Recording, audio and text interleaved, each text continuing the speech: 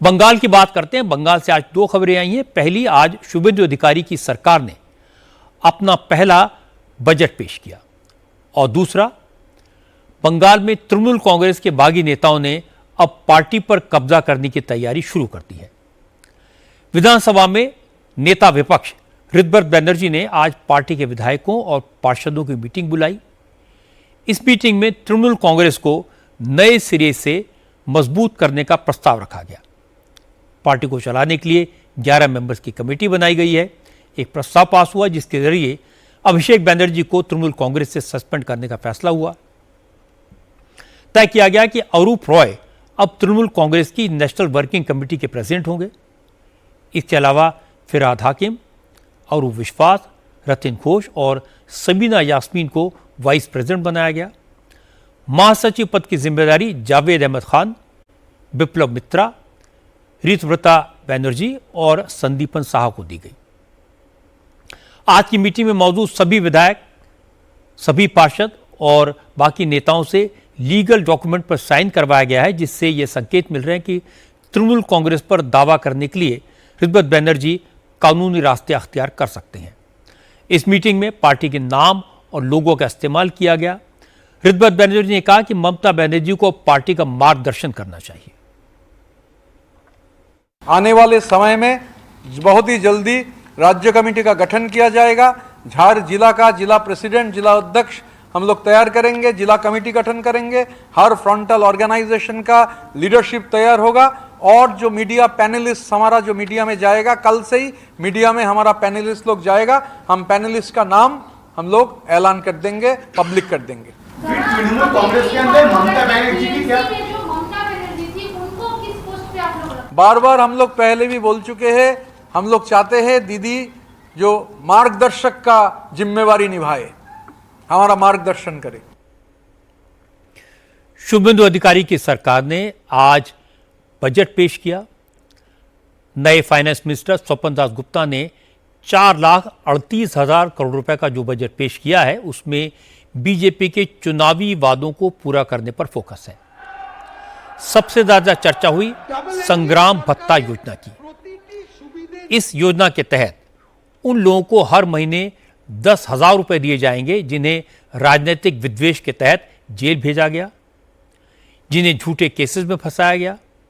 इसका मतलब हुआ कि तृणमूल कांग्रेस की सरकार के वक्त बीजेपी की जिन कार्यकर्ताओं के खिलाफ मुकदमे दर्ज हुए, जिन्हें जेल जाना पड़ा, अब उन्हें बीजेपी की सरकार हर महीने 10,000 रुपए उपलब्ध कराएगी। इसके अलावा बजट में ऐलान किया गया कि ममता बनर्जी के वक्त जो सामाजिक सुरक्षा योजनाएं चल रही थी वो जारी रहेंगी। सरकार ने अन्नपूर्णा भंडार योजना के लिए 36,000 करोड़ रुपए रखे हैं। शुभेंदु अधिकारी की सरकार अगले 1 साल में खाली पड़े 1 लाख सरकारी पदों को भरेगी। इनमें 20,000 भर्तियां पुलिस में होंगी, जबकि 50,000 टीचर्स की अपॉइंटमेंट की जाएगी। सरकारी नौकरियों में महिलाओं को 33% आरक्षण मिलेगा। आज के बजट में ऐलान किया गया कि भरोसा स्कीम के तहत बेरोजगार ग्रेजुएट्स को 3,000 रुपए महीना दिया जाएगा। कॉलेज जाने वाली जरूरतमंद छात्राओं को एक मुश्त 50,000 रुपए की मदद मिलेगी। बीजेपी ने चुनाव में सरकारी कर्मचारियों के डीए में बढ़ोतरी का वादा किया था, उसे भी आज पूरा कर दिया गया। सरकारी कर्मचारियों का डीए 18% से बढ़ाकर 38% कर दिया गया। अगले 2 साल तक सरकारी नौकरियों के लिए आयु सीमा में 5 साल की छूट मिलेगी। बंगाल में अब श्यामा प्रसाद मुखर्जी की जयंती यानी 6 जुलाई को सरकारी छुट्टी होगी। अन्नपूर्णा योजना से लेकर प्रधानमंत्री मातृ वंदना के अंदर 21,000 रुपया देने के बाद और ड्रॉप आउट जो हायर एजुकेशन लेने के लिए हमारी बेटी बहन जिनका रुपया का जरूरत है, फाइनेंशियल असिस्टेंस का जरूरत है, उनको 1 टाइम 50,000 रुपया देने का प्राविधान भी है। नौकरी में हमारी गर्ल्स को, हमारी महिला का संरक्षण की घोषणा किया गया है और फ्री बस सर्विस जो सरकारी निगम है उसमें पिंक कार्ड चालू करने का भी डिक्लेयर है। ये सेवा 1 जून से चालू भी हो गया है।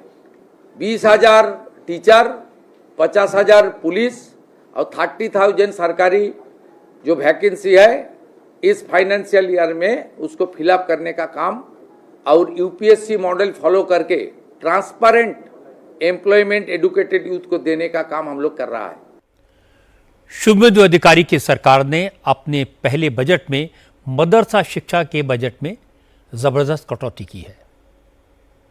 सरकार ने अल्पसंख्यक मामलों और मदरसा शिक्षा विभाग का बजट आधे से भी कम कर दिया है। पिछले साल ममता बनर्जी की सरकार ने माइनॉरिटीज के विकास और मदरसों के लिए 5,713 करोड़ रुपए का बजट रखा था। शुभेंदु अधिकारी ने इसे घटाकर 2,165 करोड़ रुपए कर दिया, यानी एक झटके में 3,548 करोड़ रुपए की कटौती। परसेंटेज में देखें तो कटौती करीब 60% की है। मुस्लिम संगठन और विरोधी दल सरकार के इस फैसले से नाराज दिखाई दिए। आम जनता उन्नयन पार्टी के अध्यक्ष हुमायूं कबीर ने कहा वो मदरसा शिक्षा के बजट में कटौती के खिलाफ सड़क से लेकर सदन तक संघर्ष करेंगे। पिछले सरकार ज़्यादा से ज़्यादा माइनॉरिटी के लिए बात किया लेकिन काम से ऐसा नहीं किया। तो नया सरकार माइनॉरिटी के खिलाफ जो कदम उठाया, जो अर्थनैतिक भावे उनको जो दबाव रखने के लिए जो कोशिश किया, थोड़ा टाइम जाने दीजिए। नई विधानसभा के अंदर में बाहर में जहां मौका मिलेगी वो माइनॉरिटी के लिए मैं बात करने के लिए तैयार है। बात करें, रखेंगी, दबाव रखेंगी सरकार के पास। माइनॉरिटी के लिए फंड चाहिए, माइनॉरिटी के लिए डेवलपमेंट चाहिए। बंगाल विधानसभा में leader of opposition Ritabrata Banerjee ने भी मदरसों के बजट में कटौती का विरोध किया। ऋतव्रत ने कहा कि अभी उन्होंने पूरा बजट नहीं पढ़ा है, लेकिन ज्यादातर चीजें तो ठीक हैं, एक दो बातें उन्हें अच्छी नहीं लगी हैं। इनकी डिटेल में जानकारी लेने के बाद विधानसभा में इस मुद्दे पर अपनी बात जरूर कहेंगे। दो जो पहलू है उसको लेकर हम थोड़ा चिंतित है। जहां तक इंफ्रास्ट्रक्चर डेवलपमेंट का सवाल है, इंफ्रास्ट्रक्चर डेवलपमेंट में कोई ठोस आंकड़ा नहीं है। इंफ्रास्ट्रक्चर डेवलपमेंट में अगर कितना पैसा इन्वेस्ट हो रहा है ये अगर नहीं रहता है, इंफ्रास्ट्रक्चर डेवलपमेंट होगा ये प्राइवेट इन्वेस्टमेंट या गवर्नमेंट इन्वेस्टमेंट, वो अगर होगा तभी पैसा नीचे जाएगा, लोगों के पास पहुंचेगा और लोगों का परचेजिंग पावर बढ़ेगा। और जहां तक माइनॉरिटी सेक्टर का सवाल है, एक स्टिप कट है, we will be opposing that steep cut tooth and nail when we participate in the budget discussion. Ritabrata Banerjee का तर्क है कि जब तक सरकारी निवेश नहीं होगा तब तक पैसा आम जनता के पास नहीं पहुंचेगा। लेकिन फाइनेंस मिनिस्टर स्वपन दास गुप्ता ने कहा सरकार के पास इतना पैसा नहीं है कि वो वेलफेयर पर भी खर्च करे और इंडस्ट्री में इन्वेस्ट भी करे। इन्वेस्टमेंट के लिए तो प्राइवेट सेक्टर को आगे आना होगा और उनकी सरकार प्राइवेट इंडस्ट्री को लाने पर काम कर रही है। स्वपन दास गुप्ता ने कहा कि सिंगूर आंदोलन और टाटा फैक्ट्री के वापस जाने से बंगाल के प्रति इन्वेस्टर्स का भरोसा कम हुआ है, इसे वापस लाने में वक्त लगेगा। सिंगूर के बाद की इंडस्ट्री यहाँ काम नहीं करेगा, इधर चल रहा नहीं, इनहॉस्पिटेबल टू इंडस्ट्री। तो ये एक माहौल तैयार करना पड़ेगा कि आइए industry, we are pro business. हमें बोला कि वी आर प्रो बिजनेस, ये कर तो लोगों को लगेगा कि ये भाई मेरे बंगाल का तो लाल झंडा वाला स्टेट, तो ये लाल झंडा वाला स्टेट का जो इमेज चला गया है, ये में बहुत नुकसान हुआ है। तो लैंड पॉलिसी का अर्बन लैंड सीलिंग का इधर स्क्रैप करने का जो प्रयास चल रहा है, लोगों जो सिंडिकेट का और लैंड बैंक को लिए लेकिन पुलिंग टुगेदर जो वेस्टफुल लैंड जहां बंद हो गया इंडस्ट्री, ये सब एक एक करके करना पड़ेगा। बंगाल सरकार का एक और फैसला जिसे लेकर आने वाले दिनों में सियासत जरूर होगी वो है संग्राम भत्ता।